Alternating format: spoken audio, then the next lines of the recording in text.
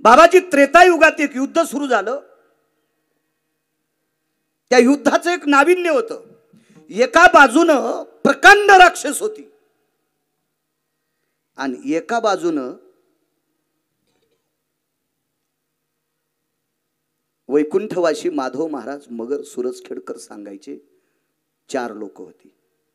18 पद्म वानर, 72 कोटी रीस, 56 कोटी गोलांगुळ आणि राम लक्ष्मण मानव, ह्या 3 जाती.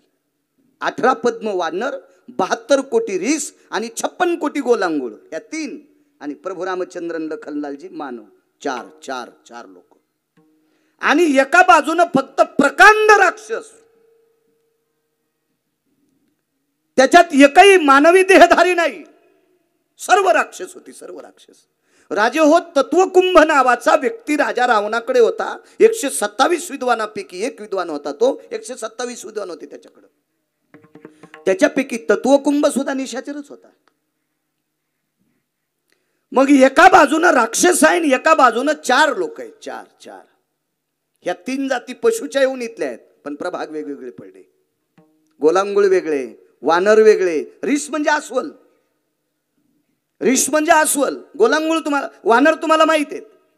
या वानरामध्ये पुन्हा वेगवेगळ्या जाती. माकड वेगळे, त्याच्यात लाल तोंडाचे वेगळे, वेगवेगळे असे आहेत. पण हे 4 प्रभाग.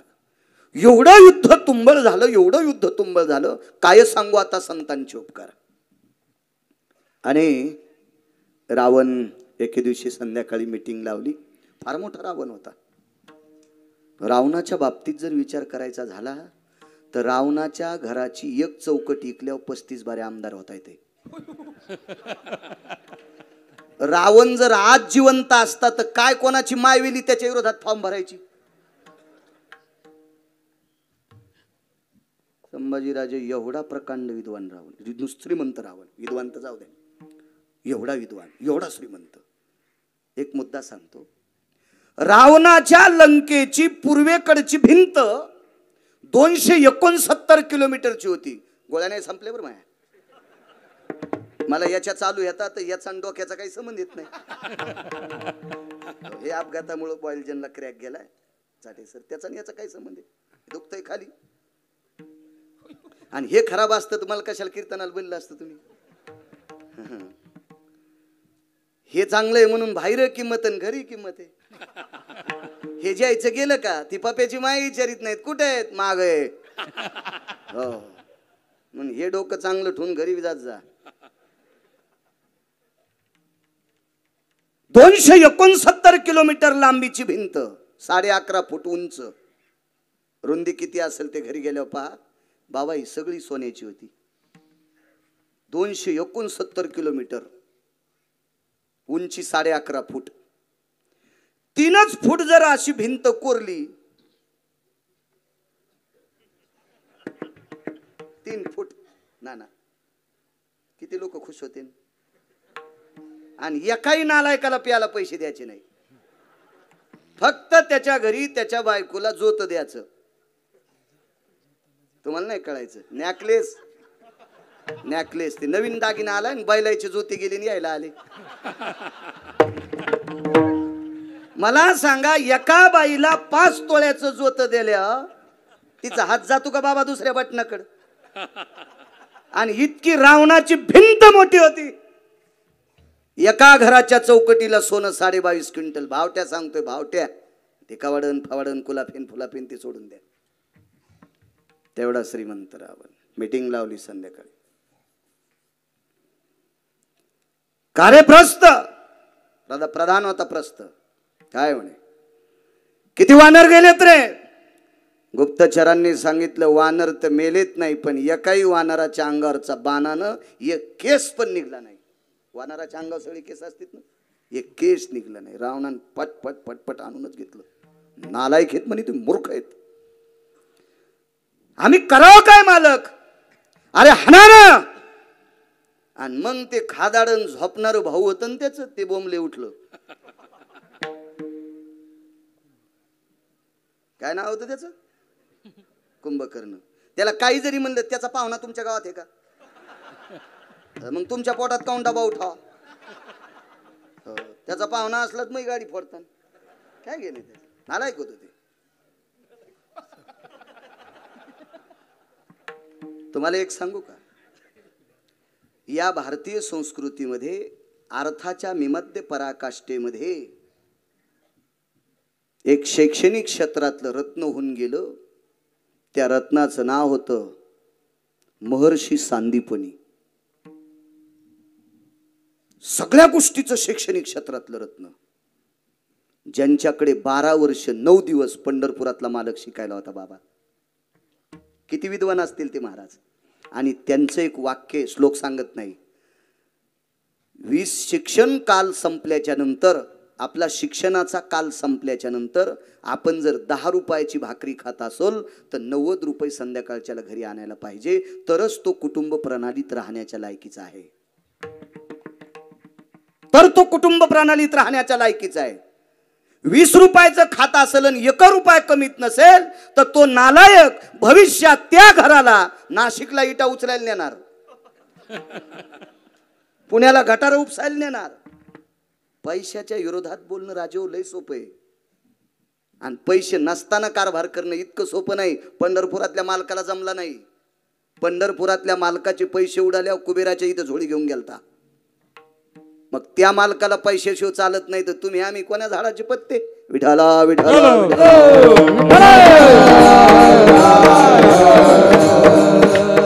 आणि कुंभकर्ण रावणाच्या बाबतीत घातक होता.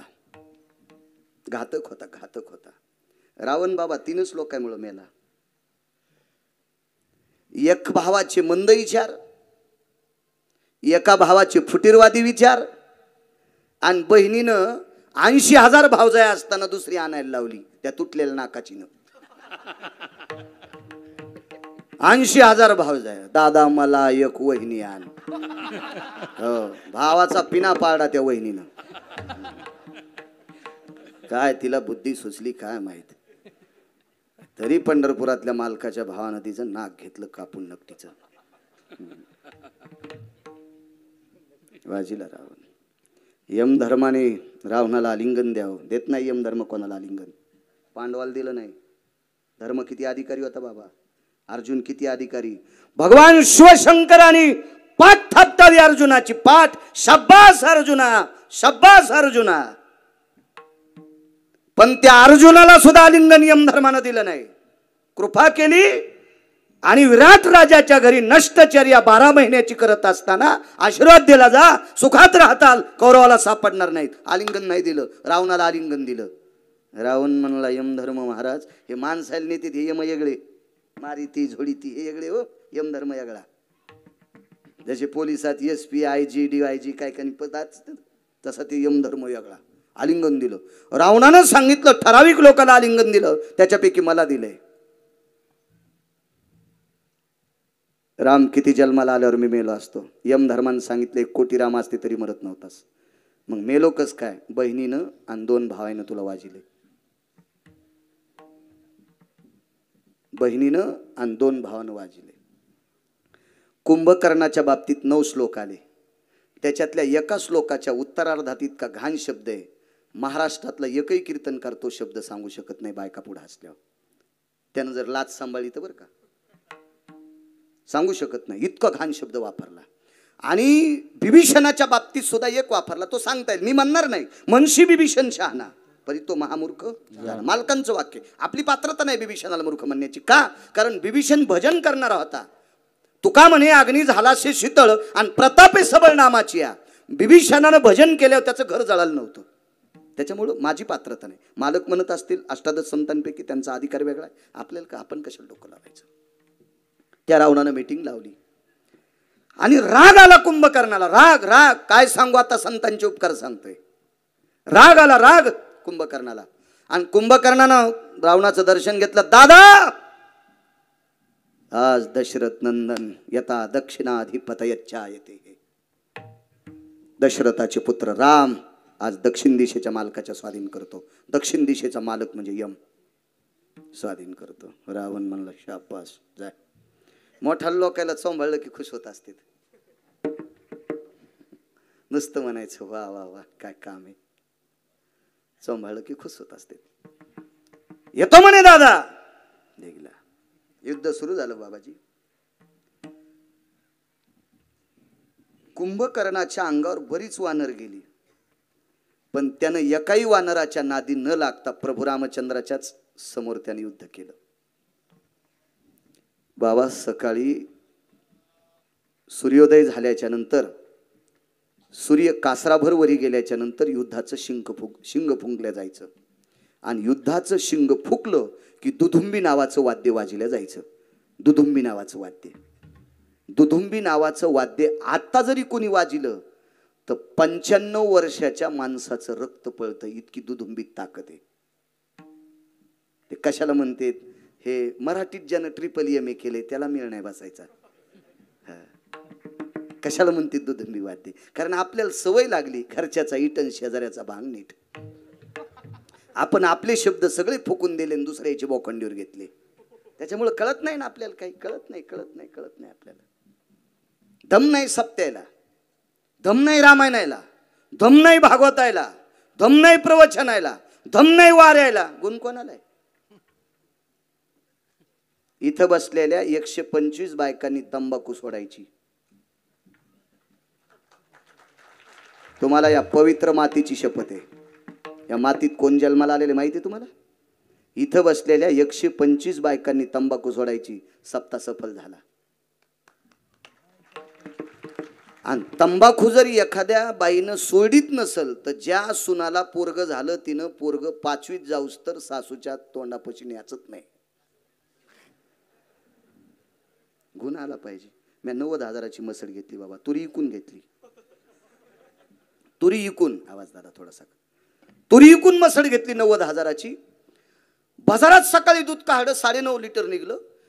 दिवस मला आता मसड घरी नेताना पुन्हा काढलं 9.5 लिटर निघलं. आणि दुसऱ्या दिवशी सकाळी मसडच पाणवणं. 15 डॉक्टर बोलिले, बिना पैशाचे आले. चिखलाव पाऊस पडला.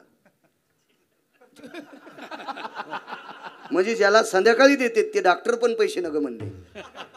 घरी आल्यावर डॉक्टरनं सांगितलं, महाराज म्हशीला काहीच बिमारी नाही, पण एक वयस्कर डॉक्टर होते, म्हणले तुमच्या बाजूला कोणी तंबाखू खातं का? म्हणलं शेजारी नचे. आणि मी म्हणलं चतुरा, आमच्या म्हशीच्या कोठ्यात गेलती का? म्हणजे सकाळीच गेलते शेण आणायला. आणि ती संध्याकाळी झोपताना तंबाखू हटाच्या आत ठुत होती आणि पहाट थुकत होती. रात्रभर तंबाखू किती आराम करीत होती तिच्या तोंडात पान. आणि ती म्हशीच्या कोठ्यात शेण आणायला गेली आणि हिच्या तोंडाचा वास म्हशीने घेतला, तेव्हापासून दूधच देणं बंद केलं.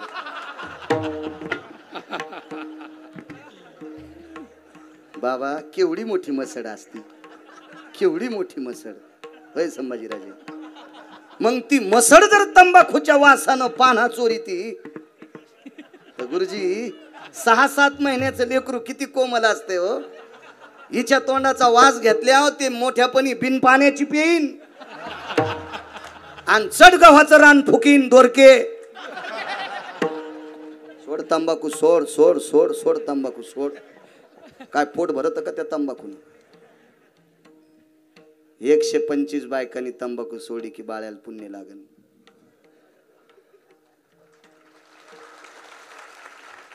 त्या ह्याच्यावर बॉम्ब टाकला की तुमची लय खसखस पिकली. तुम्ही काऊन बुटाड हरपून येता? अरे मुंग्या शिस्तीत चलत त्यात बसताना बी कशा बसल्यात पा. मुंगळे तर तुर्कस्तान, अरबस्तान, पाकिस्तान कोणीकडे बसले तुम्ही? बरं यायला वाटलं, बरं झालं त्या ह्याच्यावर बॉम्ब टाकला. तुम्ही बी जरा बुटा हरपून येत जाऊ नका.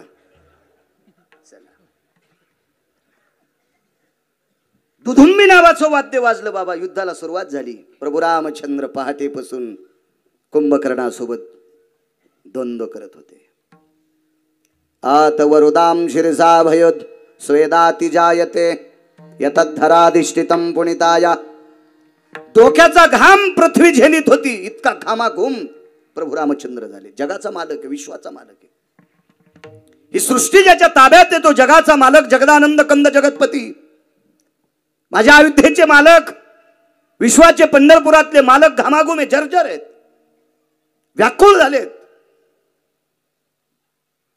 एका वानराने पाहिलं आणि मारुतीरायाला सूचना दिली, पवन सुता मालक बेजार आहेत. जवळ आले. प्रभू बेजारेत, हनुमंत वाचत नाही. मारुतीराय म्हणले, मालक काय बोलता, हा पठ्ठ्या तुमच्या पायापाशी असल्या काय कोणाची माय गेली तुमच्यावर आघात करायची, काय बोलतो म्हणे. अरे जितकं पाणी पिलं तितकं घामावाट निघून गेले, कोणाची माय गेली कोणाचा बाप याला, काय बोलतो म्हणे. पोन सुद्धा मालक म्हणाले का प्रभू रामचंद्र वाचू देत नाही मला, हे वाचू देत नाही.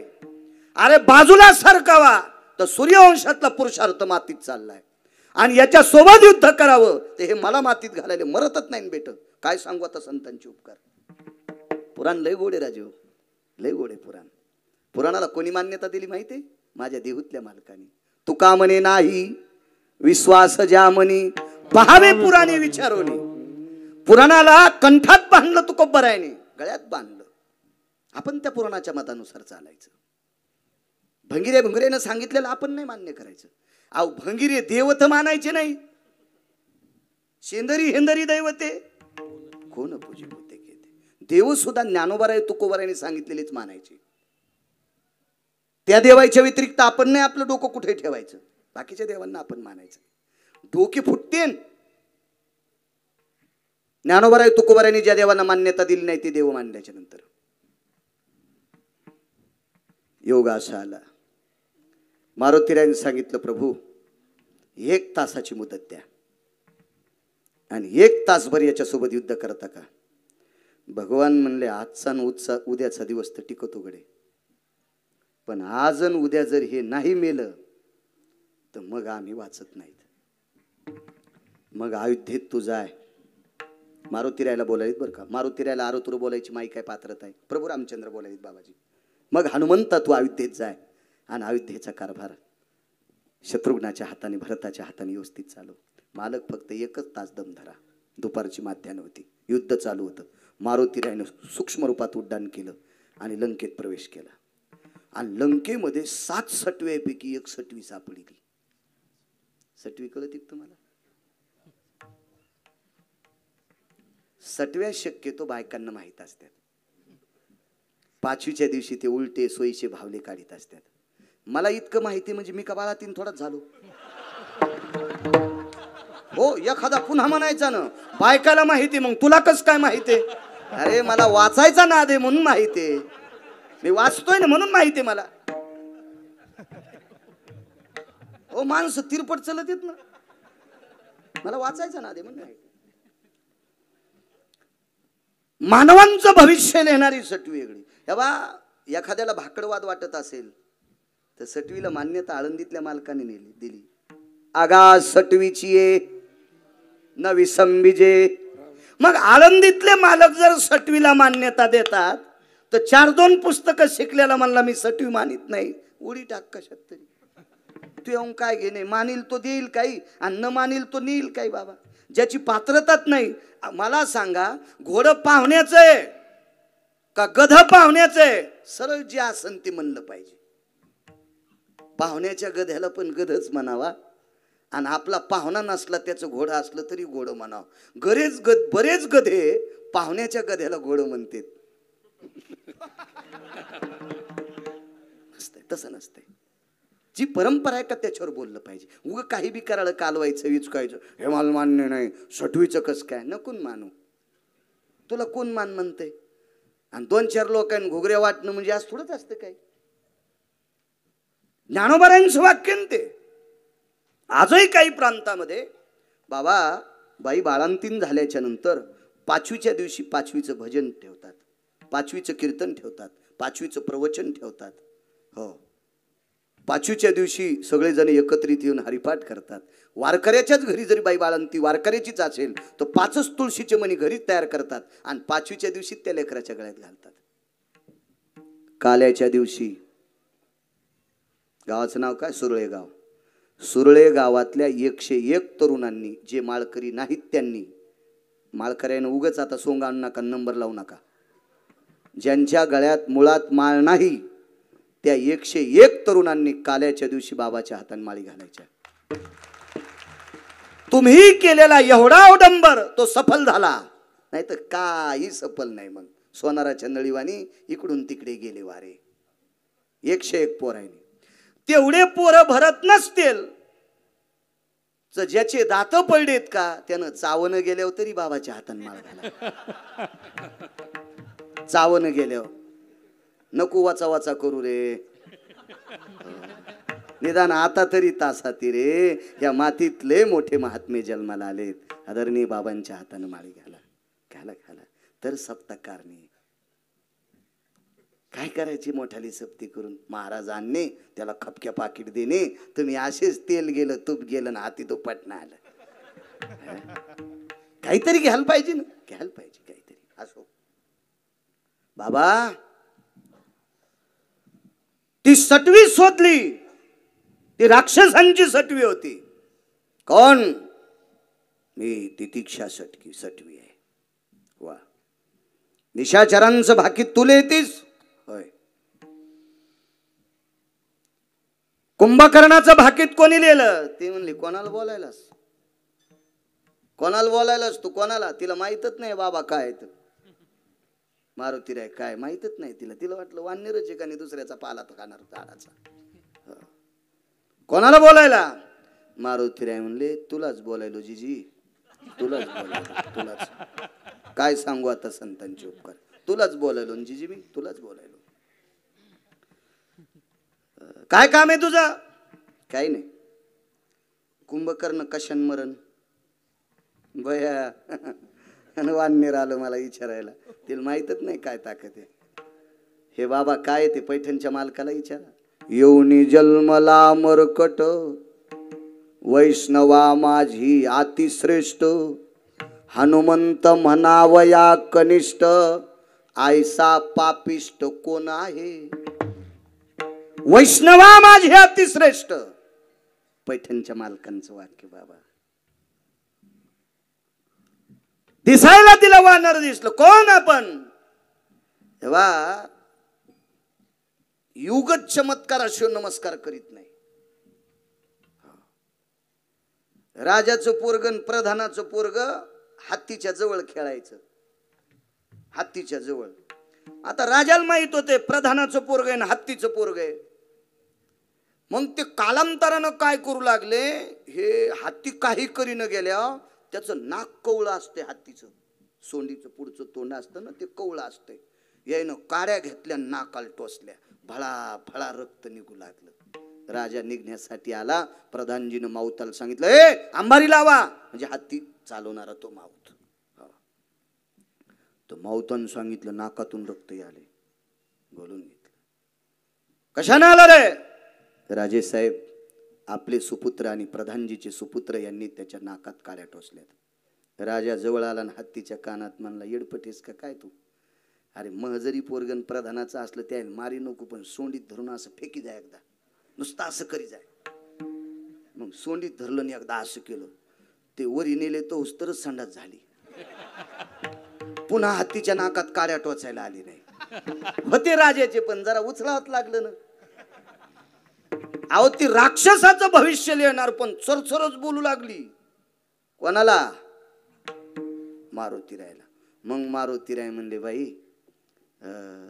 तू सांगत नाहीस? कस काय सांगन? रावणाचा आदेश आहे. मग तू ज्याला मानतीस का त्याच्या दाढीन मिशाम्या दुपारा 2 वाजता फुकल्या. तो मी. हनुमंत महाबळी दाढी रावणाची तो मी आहे. मी आहे. गाव फुकले तो मी आहे. सगळं मेकअप पातळ झालं. फॅरन लवली, कुठं लवली, लिपस्टिक, ते भावळ्या कापायचा वस्तारा फास्तारा चटच गेलं. बोल हो ते अशी बगलातच होतं ना ते चटच गेलं ते निघून. बाई आणि तुम्ही अंजनी सुथेत का? आता तुम्ही म्हणली नाही तर आरोतुरच बोलू लागली. हो येड्यावानीच करू लागली. बिन पाण्याची पेल्यावानी. राक्षसीन होती ती. राक्षसीन म्हणजे काय सांगू तुम्हाला? संस्काराच्या बाहेरची. संस्काराच्या बाहेरची तिला राक्षसीन म्हणायचं. संस्कारहीन राक्षसीन. एक सांगतो माझ्या माईंनो, एखादा बॉम्ब तुमच्या अंगावर टाकतो म्हणजे तुम्ही काय माझ्या शत्रू नाहीत, वैरी नाहीत. पण ज्या संप्रदायाने तुम्हाला इतकं उंच शिखर दिले त्या संप्रदायाच्या नावानं भाकरी खातो म्हणून तुमचे कान टोचतोय. घरी कुलस्त्रिया राज्य राणी व संपत्ती. या देशाची जडवड संपत्ती काय असेल बाबा तर या पवित्र देशाची स्त्री आहे. राजे हो, हजारो कोटीची ज्यानं प्रॉपर्टी कमवली ते मृत्यू पावल्याच्या नंतर त्याचं पोट आम्हाला विचारतंय आमच्या दादांचं श्राद्ध कोण्या दिवशी घालू. हजारो कोटीची प्रॉपर्टी कमवली बापानं कोणासाठी? पोट्यासाठी. ते आम्हाला विचारते मामा गुरुजी कोण्या दिवशी श्राद्ध घालू, कोण्या दिवशी? का पोट्याला माहित नसतंय? कारण संस्कारहीन बाप असतो, संपत्ती प्रारब्धाने येत असते. पण नरसू बाबा असतील, माधव बाबा असतील, नगद नारायण बाबा असतील, माणिक बाबा असतील, गोविंद बाबा असतील, आदरणीय पूजनीय शिवाजी बाबा असतील, सांगा या नारळी सप्तेची तिथी प्रांतातल्या कोणा माणसाच्या लक्षात नाही? प्रत्येकाच्या अंतकरणात ही तिथी भरलेली आहे. का? ही पूजनीय लोक आहेत, ही वंदनीय लोक आहेत, ही आदरणीय लोक आहेत. आणि आता या देशाची स्त्री किती मोठी आहे का? या पवित्र महात्म्यांना 9 महिने पोटात ठेवणाऱ्या तुम्ही आहात. त्या पवित्र महात्म्यांना 9 महिने पोटात ठेवणाऱ्या तुम्ही आहात. रयतेचे राजा छत्रपती शिवाजी महाराज 9 महिने 9 दिवस ज्या माऊलीनं पोटात ठेवले त्या राष्ट्रमाता जिजाऊबाई साहेब, महाराणा प्रताप धर्मनिष्ठ राजा ज्या माऊलीनं 9 महिने पोटात ठेवला ती माऊली किती अधिकारी असेल? या भारतीय संस्कृतीतल्या भगवान शिवशंकरांच्या मंदिराचा जीर्णोद्धार करणारी माऊली देवी अहिल्याबाई किती मोठे असतील? शिक्षणीच्या चळवळीतली महान माऊली माझ्या सावित्रीबाई फुले किती मोठे अधिकारी असतात? या तुमच्यातल्या तुम्ही चुका करता कामा नये. याच्याकरता एखादा बॉम्ब टाकतो, राग येऊ देत जाऊ नका. माझा काही तुमच्या बांधाला बांध नाही, घराला घर नाही, धुपण लागायचं संबंध नाही.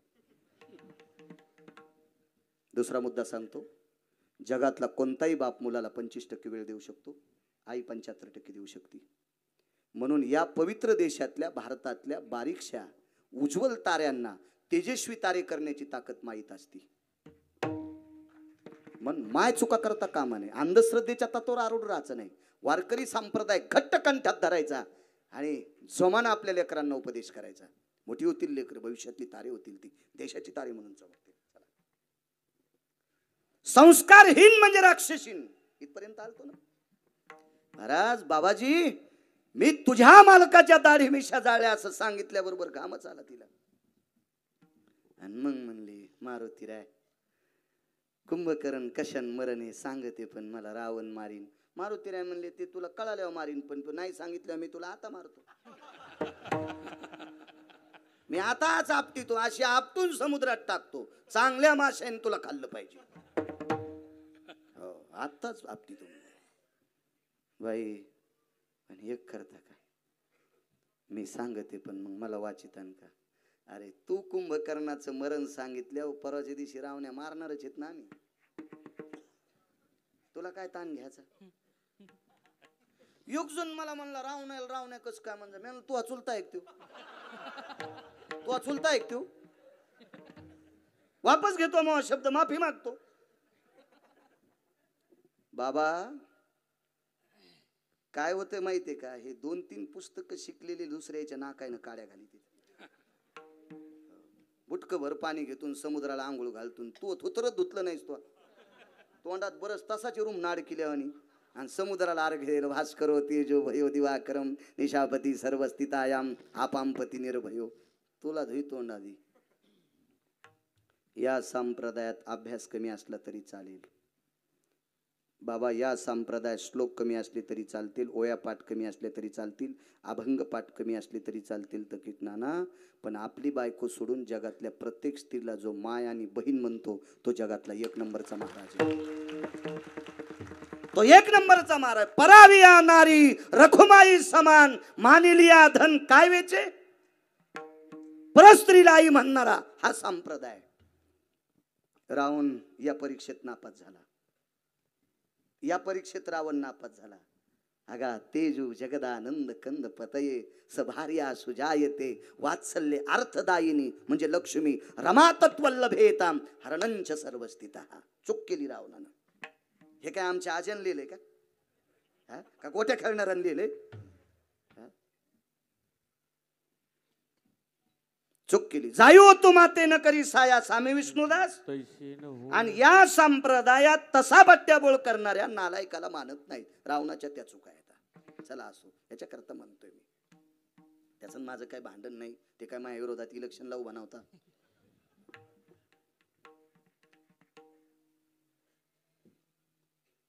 त्यालाही आम्ही मारणार आहेत. पण सांग कुंभकर्ण कसा मरेल? काय सांगू आता संतांचे उपकार. सांगितलं. म्हणले खाली वाका. मारुतीराय वाकले कानात सांगितले.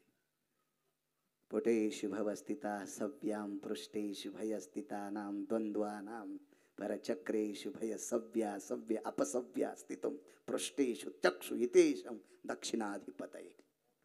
अर्थ सांगता येईल याचा काय झाला तर? तुम्ही अशी चोर पंक्चर होत जा. चोर पंक्चर कशाला म्हणतात माहिती का? दुकानावर नेलं पंक्चरच्या की पंक्चर गवसन आणि घरी गाडी लावली की सकाळच्याला हवा राहीन. याला म्हणायचं चोर पंक्चर. आणि तुम्ही शिकल्यावर तुम्ही पाठ केल्यावर आम्हाला नाशिकला जावं लागेल. तुम्ही ऐकून इथंच सोडी जा. रुमाल झटकेला की कालचा अभंग कानो बापा. काय कानात सांगितलं पुढे ऐका. 45 मिनिटाच्या आत मारुतीराय आले. शब्दात वजन होतं. ही लोक काय कोणाला शब्द देत होते का? आणि यांचे शब्द वाया जायची ताकद आहे. अर्ध्या तासाच्या पुढे पळा करणा बवाचीनी घटका संभ्रमे. करण बव पळ ही पंचांगाची भाषा बाबाजी. भगवंताच्या लक्षात आलं. येत नाही हनुमंत लवकर. आता 45 मिनिटात हजर. प्रभू आलोय. आज कुंभकर्ण मरणार. कसा मारी तू रे? पाय न माग हम किती सुटलाय. कसा मारी तू, कसा मारी तू. ताण घेऊ नका, मरतय. तुम्हाला एक सांगू का? मारुतीरायानं सरळ सरळ प्रभू रामचंद्राच्या कानात सांगितलं असतं फिरा. बाप ऐकतच नव्हता. कोणता बाप? जगाचा. प्रभू रामचंद्र ऐकत नव्हते. का? कारण सूर्यवंशाची ती रीत नव्हती. शत्रूला भ्यायची रीतच नव्हती.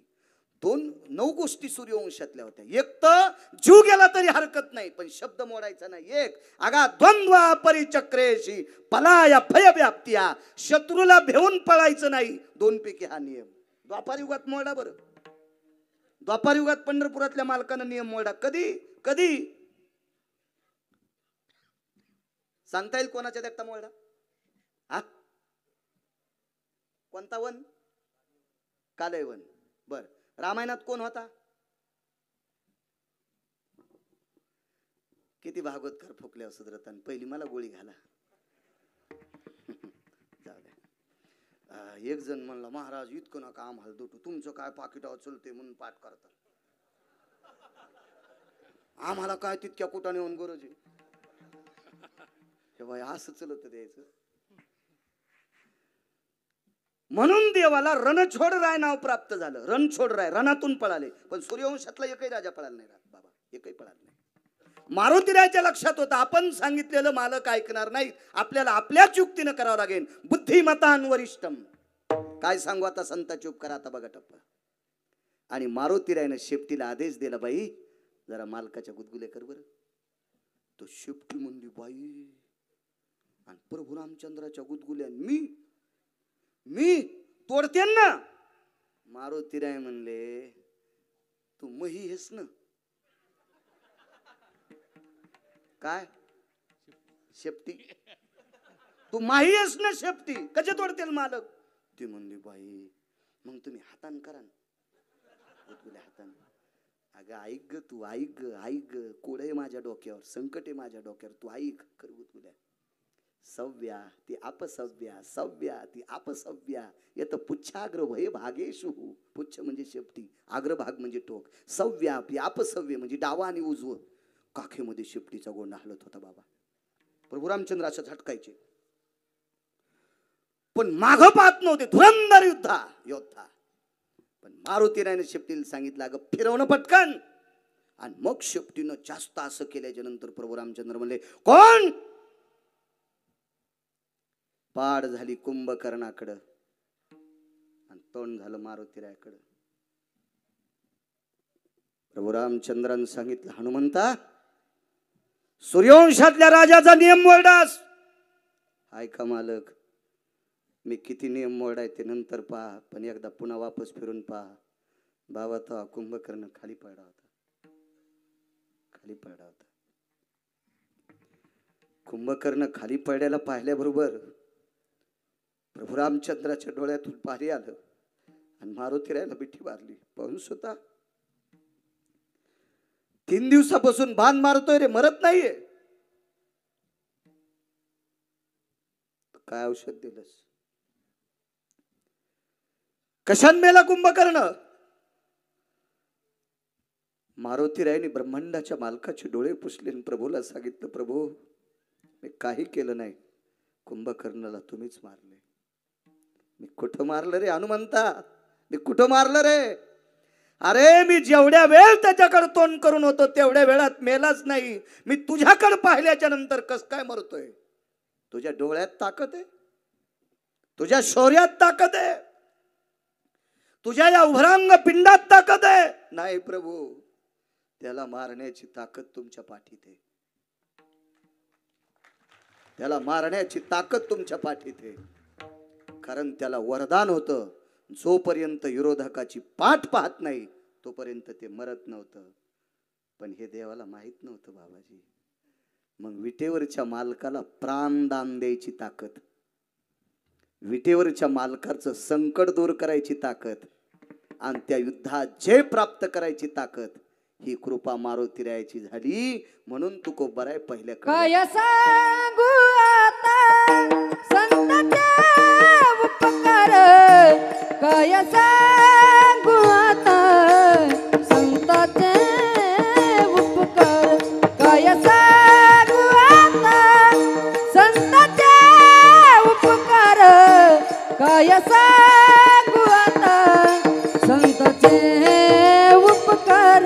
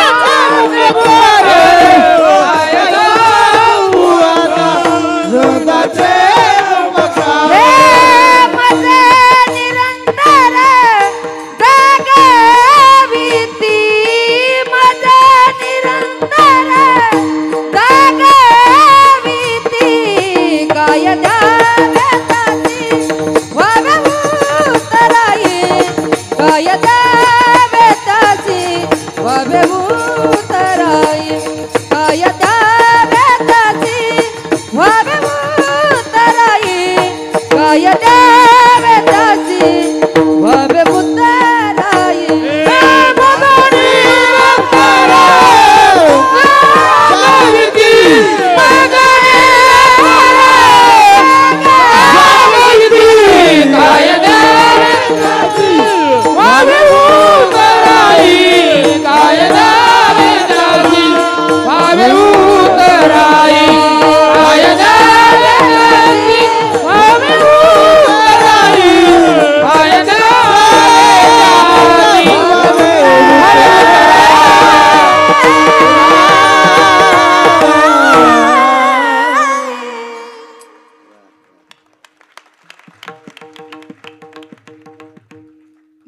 आपल्यावर उपकार संतांचे असतील, मारुतीराय नावाच्या संतांचे उपकार ब्रह्मांडाच्या मालकावर आहेत. काय सांगू आता संतांचे उपकार. राजे हो, संतांना जे करता येतं ते देवाला नाही करता येत.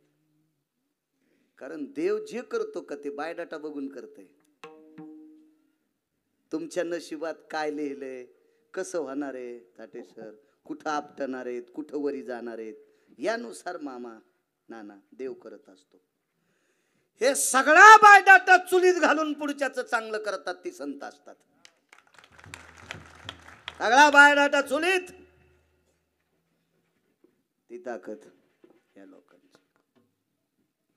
तुम्हाला एक सांगू का, कायद्याच्या चौकटीत ज्या गोष्टी मिटत नाहीत त्या संतांच्या पुढे नम्रपणानं सांगितल्या तर मिटतात.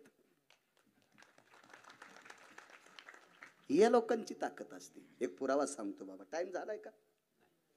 मला सावध करा बरं का सगळं आटोपल्यावर. मग काम मग काम म्हशीच्या वगारावानी हिरवटीला लागल्यावर दूध इसरत आहे. तुम्ही मयावर घेतल्यावर हसलात, मग वघाराचं ऐकणारी कोण?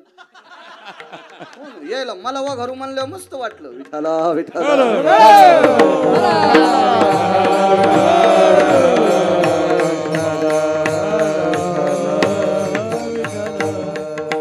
बाबा. दुर्योधन नावाचा व्यक्ती, या दुर्योधनानं तुमच्यासारख्या वासनेला विस्तू लावलेल्या महात्म्याच्या शब्द अंतःकरणाला तडा दिला. राजेहो, एक सांगू का तुम्हाला, संतांचे विचार पटले नसतील ना तर मौनस्त जा येते. आपल्याला संतांचे विचार पटत नाहीत ना तर शांत बसलेला अतिउत्तम आहे. त्यांच्या विचाराला गालबोट लावणं जीवन मातीत जाते. जीवन पिढ्याची पिढ्या मातीत जातात. संतांच्या विचाराला नाही तडा जाऊ द्यायचा. बाबाजी 11 क्षोणी सैन्य आणि या सैन्याचं सेनापती पद नाना भीष्माचार्याकडं, वादळमोहीचे नाना भीष्माचार्याकडं. निष्पाप माथार हो बाबा, निष्पाप माथार, निष्पाप माथार. किती पवित्र माथार सांगू तुम्हाला. ज्या माथाऱ्यानं 113 बाण अंगात घुसल्याच्या नंतर एक ग्रंथ केला, त्या ग्रंथाचं नाव आहे विष्णू सहस्रनाम.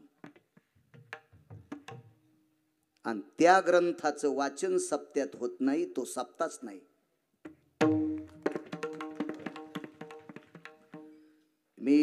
मला वाटतंय संभाजीराजे फार वेळेसपासून मी येतो सप्तात, पण मला गेल्या वर्षी पूर्ण दैनंदिन माहिती मिळाली. गाथ्याचं भजन वेळेला, हरिपाठ वेळेला, प्रवचन वेळेला, जी कथा असेल ती वेळेला, प्रत्येक गोष्टी वेळेला. गाथ्याचं भजन पाहिजे. हे कोणला नाही, आम्ही लय भारी वक्ते आणले, गाथा काढून टाकला, माथा खराब केला नालायका तो. ज्या सप्त्यात गाथ्याचं भजन नाही त्या सप्त्यातल्याची माथेच खराब झाली. बापाची जागिरी आहे का आपल्या नवीन नियम लावायला? काही लय मोठा वक्ता आणला, त्याला इमानाचं वार तरी लागणार आहे का? कोणालाही मोठं म्हणत असतात का? पवित्र महात्म्याच्या अंतःकरणाला तडा दिला बाबाजी. काय म्हणलं नालायक दुर्योधन, पितामह तुम्ही आमचं खाता आणि काम पांडवांचं करताल. असं नव्हतं हो ते गुळसकर, नव्हतं असं ते म्हातारं. चांगलं होतं ते म्हातारं. ते काय मंदिरात गुटखा खाणार, तंबाखू खाणार असं म्हातारं थोडंच होतं. काही काही इतके येडगुळ म्हातारे. तिसरीच्या पोराला बिडी वडा पेटून आणायला सांगितली आणि बिडी इतकी इमानदार आहे ती वळल्याशिवाय पेटतच नाही.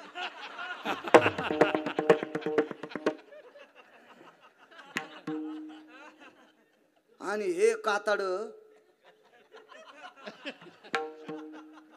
माझी भाषा तिकडची, त्या तिसरीच्या पोराला बिडी पेटून आणायला सांगते. लायकी का कृती त्याची? कोणाला काय काम सांगावं याचा काही नियम आहे का नाही, प्रणाली आहे का नाही?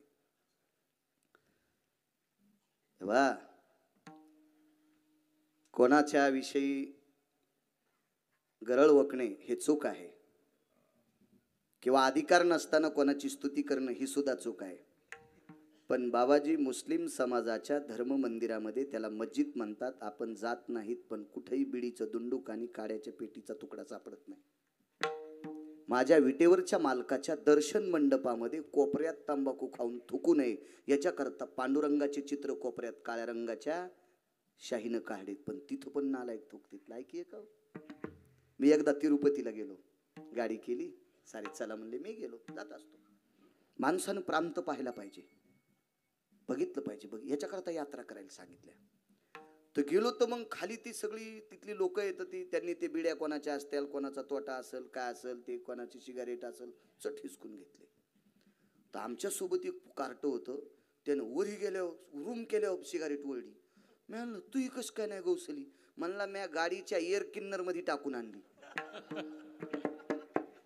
मी म्हणलं तिरुपतीला पण कळणार नाही याला किती मार्क द्यावे. त्या मालकाला सुद्धा कळणार नाही याला बुद्धी कोणीच टाकली असेल. गाडीच्या एअर किन्नर मध्ये टाकून आणली त्याने सिगारेटची पाकिट. काय काय काय अर्थ आहे का त्या गोष्टीला? व्यसन सोडून द्या, सोडून द्या व्यसन, कामाचे नाही ते, चुकीचं आहे.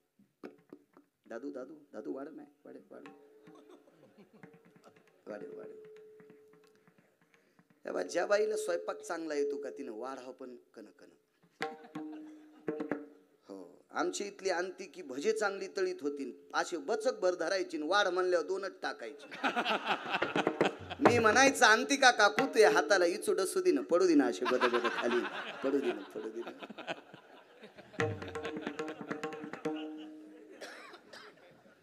असं नाही, वाढे म्हणल्या वाढी ते बिचार ते बी निबर झाले. आता ते म्हणते मला हसण्या होत नाही आले.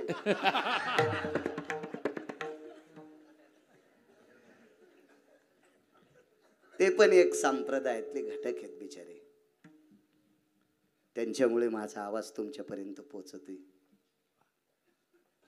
विनोद द्या सोडून. तुम्ही खातामचं आणि काम कौरव पांडवांचं करता. राग आला बाबा, रागाच्या भरात प्रतिज्ञा केली, उद्या सकाळी निष्पांडवी पृथ्वी करीन. माऊली पण केलं म्हाताऱ्या, निष्पांडवी पृथ्वी करीन.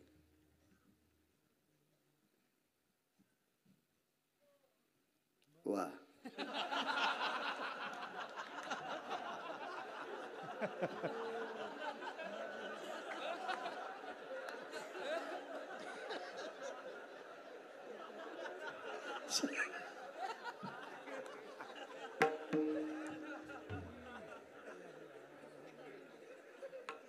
एति सपात्रेषु सहकुम पात्रेणां दुग्धायां अर्धपात्रेण जलः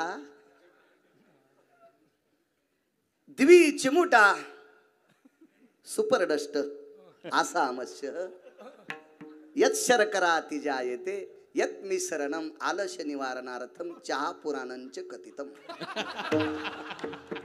त्यांना 2 कप कडक चहा द्या म्हणजे त्यांचा आळच आहे.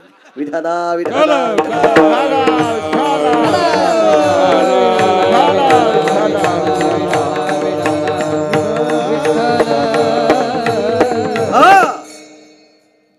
उद्या सकाळी निष्पांडवी पृथ्वी करीन. बाबा काय सांगू आता संतांचे उपकार. उदाहरण क्रमांक 2. ठीक आहे, निष्पांडवी पृथ्वी करीन. अगोदर कानावर पडलं पंढरपुरातल्या मालकाच्या, घामच सुटला. द्वारकेचा राणा पांडवा घरी. या पांडवांना हस्तिनापूरचं स्वराज्य, इंद्रप्रस्थाचं स्वराज्य होतं. इंद्रप्रस्थ अधिक हस्तिनापूर पांडवांना मिळावं याच्याकरता घराव तुळशीपत्र ठुलन पांडवांच्या घरी राहिला. द्वारकेचा राणा पांडवा घरी. आणि ते पांडव उद्या दुपारी मरणार, पण सामान्य माणसाचा नाही, भीष्माचार्यांचं पण आहे. कोण भीष्माचार्य? देखोनी दक्षिणायनाती घोर भीष्मे ऐकताची उत्तर आणि काळाशी सारुनिया दूर स्वशरीर रक्षिले. हे पात्रता ज्या योद्ध्या ते भीष्माचार्य. इच्छामरणी महात्मा. मालक फक्त चिरंजीव आहेत, मारुतीराय फक्त चिरंजीव, पण भीष्माचार्य मारुतीरायपेक्षा दुप्पट ताकद. मारुती रायनं विचार जरी केला मला मृत्यू पावायचं तरी येत नाही मृत्यू, एकच फक्त अमर चिरंजीव. पण भीष्माकडे दोन गोष्टी होत्या, जोपर्यंत जगायचं तोपर्यंत यमाची काय मायवेली, आणि ज्या दिवशी निघून जायचं त्या दिवशी यमाला सगळे कामं सोडून भीष्माचार्याला न्यावं लागलं. या दोन ताकदी भीष्मांकडे होत्या. त्या म्हाताऱ्याचं पण एक जण म्हणला देवा पुढे भीष्म काय, म्हणलं सुंबळे आहेस का काय तू, आखलीचा कांदा फुटला तुया. युद्धावर रथात बसायच्या अगोदर पंढरपुरातले मालक भीष्माचं दर्शन घेत होते आणि दिवसभर आशीर्वाद पुरत होता. तुम्हाला एक सांगू का, साधूचे उपकार किती मोठे असतात. बाबा गुडघ्याच्या वरी 4 बोट, बेंबीच्या खाली 2 बोट, एवढा भाग हाडामासाचा होता दुर्योधनाचा. आणि गदा मारून दुर्योधन मारायचा होता. तो भगवंतानं भीमाला सांगितलं कमरेच्या वर खाली गदा मारित नसतात पण मारायची. भीम म्हणला युद्धात निषेध होते. हो दे, मोठी भाऊजाई आई समान असते, आणि आई समान भाऊजाईची वस्त्र हनन केली, त्याची अक्कल कुठं नदीला गेलती. मोठी भाऊजाई आई समान असते आणि आई समान भाऊजाईला मांडीवर बसिलं तेव्हा त्याची अक्कल कोण्या नदीला गेली. आणि तू काय सांगतो शहाणपणाचे पारे, असा देव नाही म्हणला मी म्हणायलो. कारण ते मेवणे होते ना, इतका कडक कसा बोलून ते बहीण दिली तीन त्याच्या घरी. आणि तुम्ही काय शास्त्र पुराण सांगायला, हान गदा, गदाच फिरिली. पण भगवान म्हणले थांबय बापा, मी सांगल ते तिची हान, उद्या हान. भीमान म्हणायचं हानू का, थांब बापा थांब, उद्या म्हणतो थांब म्हणतो. 18 दिवस युद्ध झालं. 9 दिवसात वधिले कौरव, पार्था प्रति गीता सांगे माधव. 9 दिवसात वधिले कौरव, जय देव जय देव जय श्री पांडवा, धर्म भीम अर्जुन नकुल सहदेवा. 18 दिवस युद्ध चाललं, 5-4 दिवस मातीत गेले. उद्या मार काय मिळे. भगवंतानं कानात संध्याकाळी सांगितलं मी जे दिवशी सांगल त्या दिवशी मार. आणि एके दिवशी सांगितलं बाबा खुनीलं हान गदा, गदा हानली दुर्योधन खाली पडला. त्या दिवशी का म्हणले सांगू का, रोज दुर्योधनानं आईनं सांगितलं होतं युद्धाला जाताना म्हाताऱ्याच्या पाया पडून जाय. कोण म्हातारं, मुनिश्री भीष्माचार्य. हे वासनेला कामाला विस्तू लावलेली माणसं अधिकारी असतात. धर्मानाम पवित्रो धर्म संन्यासो पवित्रो ब्रह्मचर्य धर्मास्तितो जायते यत्पुनितो फलश्रुती. अधिकार असतो. लोक हे तळपत्या सूर्यासारखे तेजस्वी लोक असतात. दर्शन घे म्हाताऱ्याचं. आणि एकाच दिवशी चुकून भीष्माचार्याचं दर्शन घेतलं नाही बाबा, त्या दिवशी देवानं गदा हाणायला लावली. ताकद सांगू, 2 कामं होते. त्या दिवशी आईचं बी दर्शन विसरला आणि भीष्माचार्याचं बी दर्शन विसरला. आईचं दर्शन घेत होता, त्या आईच्या आशीर्वादाचं कवच दुर्योधनाच्या भोवताल फिरत होतं. दुसरं दर्शन भीष्माचार्याचं घेतलं की संतांचं कवच अंगामागं फिरत होतं, म्हणून भीमाची गदा चलत नव्हती. त्या दिवशी संतांचं दर्शन विसरला आणि आईचं दर्शन विसरला. त्या दिवशी दुर्योधन खाली पडला.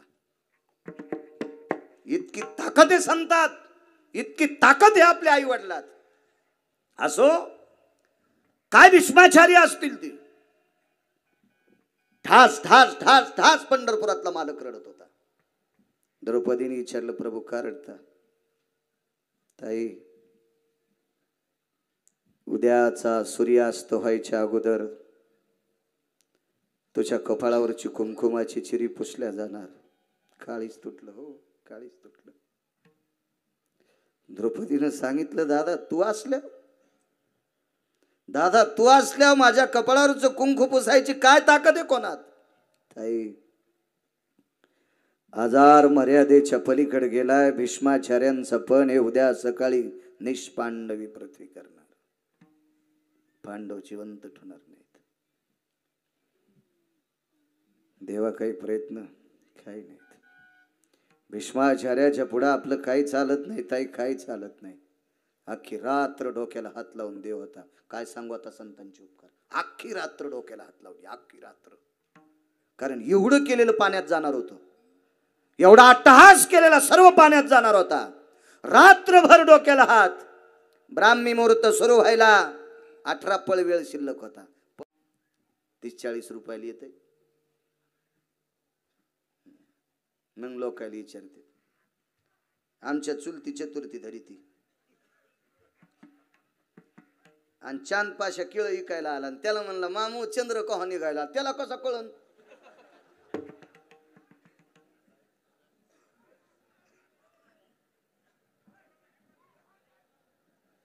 खाली बसा, ए, खाली ए, बसा. बसा, ए, बसा. तुम्ही बसा ना खाली. असं काय नसतं, बसा. ए खाली बसा, खाली माणसं खाली तुम्ही बसा. बसा खाली, बसा खाली. तुम्हाला काय झालं? बसा ना खाली. बसा काय बसा. डुक्कर आलत, बसा बसा खाली बसा. बसा. रान डुक्कर होतं त्याच्यामुळे ते दामटून लावलं. बसा काय ताण घेता त्याचा. विठाला विठाला विठाला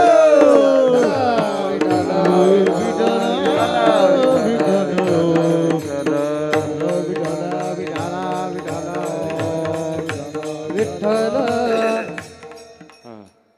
बसा खाली बसा. बसा, शांत बसा. अरे ती गाय होती, ती रान गाय. बसा ना खाली.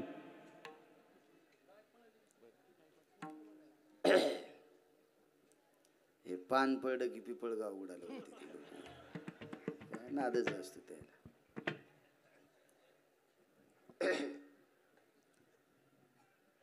पहाटेच्या प्रहरी द्रौपदीनं सांगितलं, दादा एक प्रयत्न आहे, तेवढा प्रयत्न जर सफल झाला तर माझ्या कपाळावर कुंकू शाबूत राहते. दादा काय करावं लागेल? फक्त तुला माझ्या सोबत यायचंय. तुला माझ्या सोबत यावं लागेल दादा. ठीक आहे म्हणले. कुठं जायचं ताई? पहाटेच्या प्रारी भीष्माचार्य पहाटे स्नान आटपल्याच्या नंतर सकाळचा जो विधी आहे, नित्यनेम, हा सारून ज्या वेळेला बाहेर येताल त्यावेळेला मला पितामहांचं दर्शन घ्यायचंय. वा, योग असा आला. भीष्माचार्यांचा सकाळचा नित्यनेम त्यांच्या शिबिरात, त्यांच्या राहुटीत चालू होता आणि द्रौपदीला घेऊन भगवान कृष्ण परमात्मा तिथे पोचले. बघ, बाहेर भीष्माचार्यांचे भालदार चोपदार होते. कोण? द्रौपदी. काय काम? दर्शन घ्यायचं पितामहाचं. पूजा चालू आहे. एवढ्या जोरात तुम्हाला ऐकू येईल याच्याकरता बोललोय. भीष्माचार्याचे चोपदार शिबिराच्या पुढे इतक्या जोरात कसे बोलते? कोण आपण? द्रौपदी. काय काम? दर्शन. थांबा. पण बाकीचे आटपून भीष्माचार्यांच्या शिबिरापाशी जमा होऊ लागले. सगळे पुरुष एकत्रित येऊ लागले आणि बाबा तिथं बाई एकटीच होती द्रौपदी. तिने विचार केला, एवढ्या लोकात बसण्यापेक्षा आपलं काम पटकन आटपावा. आणि राहुटीच्या बाहेर द्रौपदीनं डोकं टेकलं, हात जोडून नमस्कार केला. आतून आवाज आला, अखंड सौभाग्यवती भव. काय आवाज आला आतून? अखंड सौभाग्यवती भव. मला एक जण म्हणला, महाराज भीष्माचार्य राहुटीत होते, मग बाई पाया पडली कस काय कळालं? मी म्हणलं तिला बांगड्या होत्या ना, ती घालीत होती. बांगड्या वाजल्यामुळं भीष्माचार्यांना कळालं एक स्त्री आपल्या पाया पडती, एक स्त्री आपल्या पाया पडती. राहिला प्रश्न, मग सौभाग्यवती पाया कशा पडली हे त्यांना कसं कळालं? हे पुढच्या कीर्तनात सांगेल. कारण सगळ्या गोळ्या एक खट्या दिल्यावर रिॲक्शन येत असते. हो, घाम येत असतो.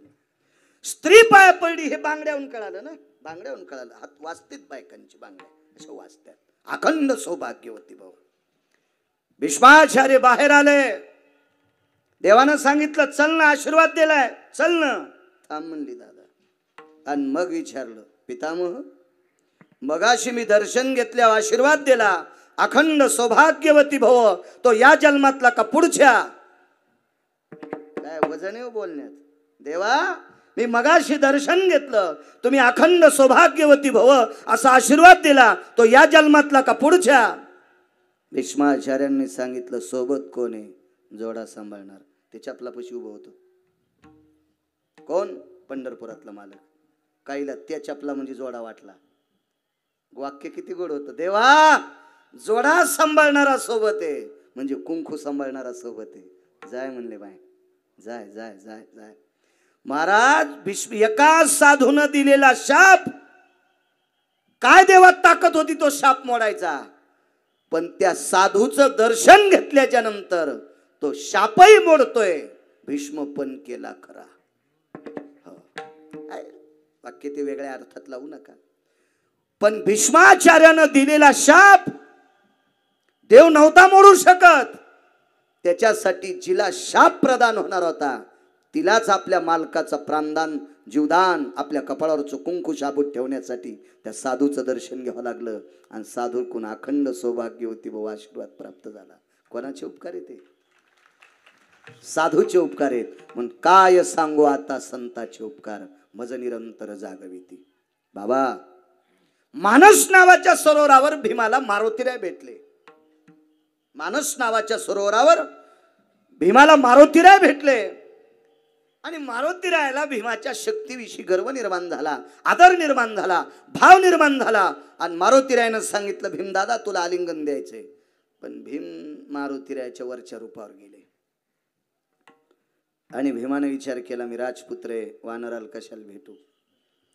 मारुतीरायानं सांगितलं, भीमा मी जरी वानर असेल त्याबद्दल दुमत नाही, पण माझ्यातल्या आतल्या शक्तीचा विचार कर. माझी आतली शक्ती इतकी गोड आहे आणि त्या गोड अंतकरणाने तुला आलिंगन द्यावा अशी माझी अंतकरणाची शक्ती सांगते. माझी इच्छा नकोस मोडू. नाईलाजानं भीम तटस्थ भरायला आणि मारुतीरायानं आलिंगन दिलं. मारुतीरायानं आलिंगन दिलं. पण भीम शेवटी राजपुत्र होता. सत्ता संपत्ती आणि तारुण्य एक ठिकाणी आल्या की माणूस पाप करतो बाबा. सत्ता संपत्ती आणि तारुण्य तीन गोष्टी एकत्रित आल्या की त्याचे तासा टेकत नाहीत. त्याच्या ते पंजाव चलवतो. आणि मग जे पंजाव चलत आहेत का त्याची उलथायची भीती असते. ते कोण्या दिवशी हडगाळतील काय सांगता येत नाही. त्याच्यामुळे शक्यतो पंजन टाचा टेकूनच चाललं पाहिजे. हो, ह्या तीन गोष्टी एकत्रित आल्या की पंजाव पळतो. उधळशील एका दिवशी, येडेवाणी करू नको. तर सत्ता आणि संपत्ती तारुण्य. इंद्रप्रस्थाचं राज्य, पन्नूराजाचा कुमार आहे, तारुण्य आणि 9000 नागाचं बळ आहे. 9000 नागाचं बळ आहे. वैकुंठवासी माधव महाराज मगर आणि रंगनाथ गुरुजी परभणीकर सांगायचे, रेल्वेचं इंजिन जर प्लॅटफॉर्महून गेलं, आता मी कधी कधी जात असतो रेल्वेनं, एक बऱ्यापैकी डब्बा असतो, जरा त्या डब्यात बसून कधी कधी जात असतो. तर कधी कधी त्या प्लॅटफॉर्मवर एक बाई बोलती. मला वाटतं मोबाईलचं बॅलन्स संपल्यावर बी बाईच सांगती. याच्यामध्ये माणूस काऊन घातला नसेल काय माहित त्या कंपनीमध्ये. बाईच बोलती काऊन काय देव जाणे व त्याला काऊन आवडी असेल. प्रभू आपण कशाला आपलं शिक्षण कमी ना आपण कशाला उगाच जे कळत नाही का ते करायचं नाही. जिथं दुकान जे चलतंय का ते टाकलं पाहिजे. एका गावात कोणीच लग्न केलं नाही तिथं लुगड्याच दुकान टाकलं. हे कसं चालेल? कोण लुगडे घेईन? तिथं सगळे संन्यासी आहे ना. तसं आपल्याला कळतच नाही त्याच्याविषयी बघ करणं चूक आहे ना. ती बाईच सांगते असं. हा अपघाती काय काय असं सांगते. इंग्रजी काही, मराठी, हिंदी काही. बऱ्याच वेळेस त्या वरून जाचा प्रसंग आला. हे तुमचाच जोरण. द्यायचं तेल देवीला भूत्या आला, घाईला पन्हाळा वाटा आलं, मोरी वाट गेलं. तो तिथं पण पाणी द्यायला त्याच असतात. देवी मनात पण हो मी आपलं कडीला बसत असतो तिकडे कडीला. हो ना. ज्याला मोठं व्हायचं का